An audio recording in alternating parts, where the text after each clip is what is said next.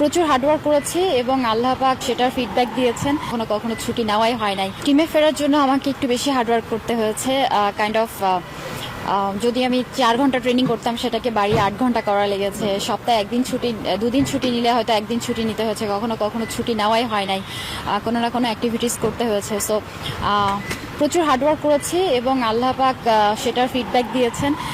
Top performance করেছি ডোমেস্টিকে second time, যেটা আমি শুরু করেছিলাম 2007 সালে হায়েস্ট উইকেট টেকার দিয়ে 7 ম্যাচে 13টি উইকেট নিয়ে ন্যাশনাল ক্যাম্পে কল পেয়েছিলাম সেই 2007 সালে। এবং দীর্ঘ বলতে পারেন যে 17 বছর পরে এসে আবার আমি ডোমেস্টিকের হায়েস্ট উইকেট টেকার হয়ে আবার ন্যাশনাল ক্যাম্পে কল পেয়ে টিমে ব্যাক করা, সো এটা আমার জন্য অনেক বড় অ্যাচিভমেন্ট আসলে।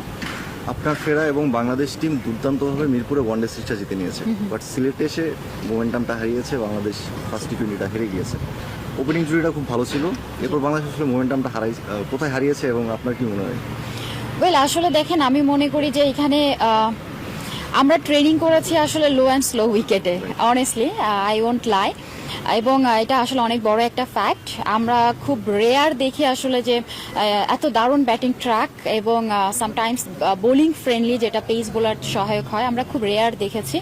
সো এখানে এসে হঠাৎ করে যদি আপনি দেখেন যে 200+ উইকেট রানের উইকেট, সো সেখানে আইরিশরা দারুণ ব্যাটিং করেছে। ওরা ইউরোপিয়ান ওয়েদারে, ইউরোপিয়ান ট্র্যাকে খেলে অভ্যস্ত এবং সে টাইপের স্কিডি বল তারা পেয়েছে ইয়েস্টারডে।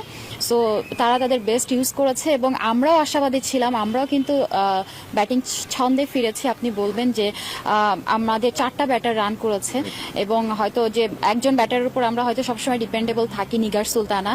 সামহাও সে গতকাল রান না পেলেও আমি আশাবাদী যে সামনে 2 ম্যাচে অবশ্যই কামব্যাক করবে ইনশাআল্লাহ। এবং তার সঙ্গে আমরা স্বর্ণাকেও আমরা আশা করি যে পাবো। আমি বলবো যে ডেফিনেটলি সোভানা মুস্তারি, যাকে কিনা কোশ্চেন করা হয়েছিল ওয়ার্ল্ড কাপের আগে যে আপনার ব্যাটিং ফর্মে আপনি নেই, তো কি আশা করছেন। সো সোভানা প্রুভ করেছে ওয়ার্ল্ড কাপে টিমের জন্য হায়েস্ট স্কোর করে এবং এখানেও সে দারুণ করছে। গতকালও সে 131 স্ট্রাইক রেটে ব্যাটিং করেছে। শারমিন সুলতানা, যিনি কিনা তার নামের পেছনে সিল ছিল যে তিনি ওডিআই স্পেশালিস্ট এবং পারফর্ম করলে না করলে কাইন্ড অফ, সো সে কিন্তু 175 স্ট্রাইক রেটে ফর দি ফার্স্ট টাইম টিমের জন্য ব্যাটিং করেছে। So unbelievable. Dilara Dola fearless cricket খেলেছে। So for the first time আমরা কিন্তু 100 প্লেয়ার্স পার্টনারশিপ করেছি ওপেনিং জুটিতে। সো আমার কাছে মনে হয় যে তাজ দারুণ কন্ট্রিবিউট করেছে ওই ক্রুশাল মোমেন্টে গিয়ে স্ট্রেট 3টা 4 মেরেছে। সো এটা আসলে অনেক বড় একটা বিষয়। হার্ড অ্যান্ড সোল ট্রাই করেছে সুক্তা এবং তাজ ম্যাচটাকে ফিনিশ করার জন্য, হয়তো হয়নি। আমি মনে করি যে 170 টার্গেট এটা আমাদের জন্য অ্যাচিভেবল ছিল। সামহাও হয়তো মিডল ওভারে গিয়ে বা লেটে গিয়ে আমরা হয়তো ওটা কোনো না কোনো মিস্টেকের জন্য আমরা অ্যাচিভ করতে পারিনি। তবে আমরা আশাবাদী এই টাইপের উইকেটে আমরা অবশ্যই আমরা প্রিপারেশন ভালো নিয়েছি। আমি বলতে পারি না যে লো অ্যান্ড স্লো উইকেটের জন্য আমরা হয়তো অ্যাচিভ করতে পারিনি, নো, ইটস নট। আমাদের স্কিল ডেভেলপ করেছে এবং আমরা আশাবাদী যে ইনশাআল্লাহ নেক্সট 2টা ম্যাচে আমরা আমাদের ক্যারেক্টার শো করব খুব ভালোভাবে এবং যেগুলি আমরা মিস্টেকস করেছি সেখান থেকে লার্ন আউট করবো। গতকালকে ওপেনিং জুটি 100 সেঞ্চুরি করলো, এটা সর্বোচ্চ ছিল। এবং পরবর্তী ম্যাচে আপনাদের আসলে যে উইকেটটা, সেই উইকেটটা নিয়ে বাড়তি কোনো পরিকল্পনা আছে কিনা সিলেটের মাঠে? ওয়েল, ডেফিনেটলি দেখুন, এখানে আসলে অনেক শর্ট টাইম ট্রেনিং করা বা এইগুলি নিয়ে কাজ করার আসলে স্কোপ কম এবং ব্যাক টু ব্যাক ম্যাচে আপনি আসলে আপনি বেশি ফটো দিতে পারবেন না ট্রেনিংয়ের জন্য বা এক্সট্রা চিন্তার জন্য।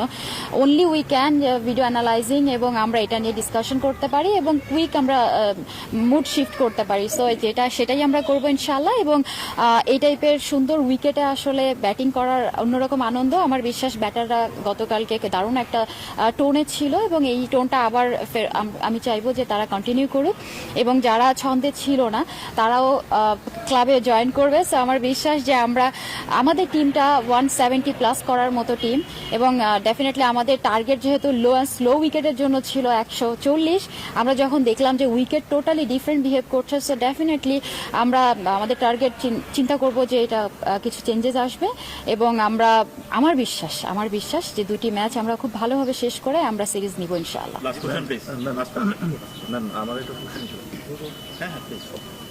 যেটা বলছেন যে কালকে 326 রান হয়েছে এবং উইকেট করেছে 11টা। আমরা যেটা দেখলাম যে পাওয়ার প্লেতে ওরা নিয়েছিল হচ্ছে 35 রান 1 উইকেট। ক্রিকেটটা আসলে কেমন এখানে মানে বল করাটা জায়গায় বল রাখাটা কতটা এই টাইপের উইকেটে আসলে জায়গায় বল মেনটেন করা খুব চ্যালেঞ্জিং আমি বলবো, নট অনলি পেসার স্পিনারদের জন্য। তো লাকিলি নাহিদা খুব ভালো বোলিং করেছে, 5 ইকোনমিতে বোলিং করেছে, আমি তৃষ্ণা 8 ইকোনমিতে বোলিং করেছি, ঋতুমণি 9 ইকোনমিতে, এবং খুব সম্ভবত 1 ওভার বল করেছে স্বর্ণা ও 11 ইকোনমিতে আমরা দেখেছি।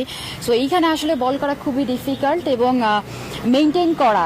এখানে গুডল্যান্ড বলও আসলে খুব স্কিডি, ব্যাটে খুব কুইক আসে এবং মারাটা ইজি হয়ে যায়। সো তারপর আমরা চেষ্টা করব, আমি মনে করি যে for me being a senior pace bowler আমার আরেকটু চিন্তা করে বোলিং করা উচিত ছিল, ফোকাস দিয়ে বোলিং করা উচিত ছিল। হয়তো 12টা রান যদি আমি আমার লাস্ট 2 ওভারে কম দিতে পারতাম, হয়তো ম্যাচটা আমাদের পক্ষে আসতো।